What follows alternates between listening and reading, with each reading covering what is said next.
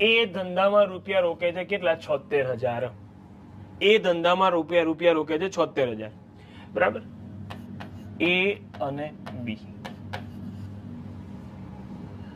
થોડા સમય બાદ 57,000 બી દ્વારા કરવામાં આવે છે. અહીંયા જો 76,000 રૂપિયા રોકવામાં આવે છે એ દ્વારા.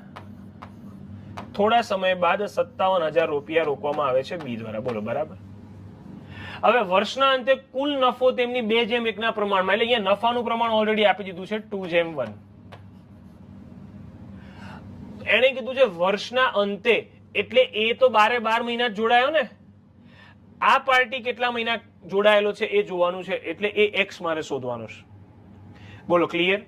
તો બંને બાજુથી 0 0 તો કાઢી લો. આ 19 ચોક 76 થાય, આ 19 તરી 57 થાય. બરોબર છે. તો બોલો અહીંયા હજી આપણ ઉડે છે 3 ચોક 12. બોલો ચોગું ચોગું કેટલા થાય? આ 16 થઈ જાય. અહીંયા આ જેમ એટલે ભાગાકાર, અહીંયા એક્સ વધે 2:1.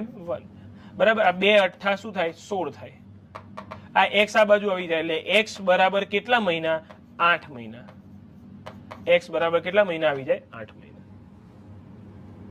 હવે તમે ખાસ ધ્યાન રાખજો, અહીંયા વિદ્યાર્થી મિત્રો 8 મહિના લાઈને છે ને ઉતાવળમાં 8 મહિના ટીક કરી દેશે. અહીંયા 8 મહિના માટે તો એને રોકાણ કર્યું હતું.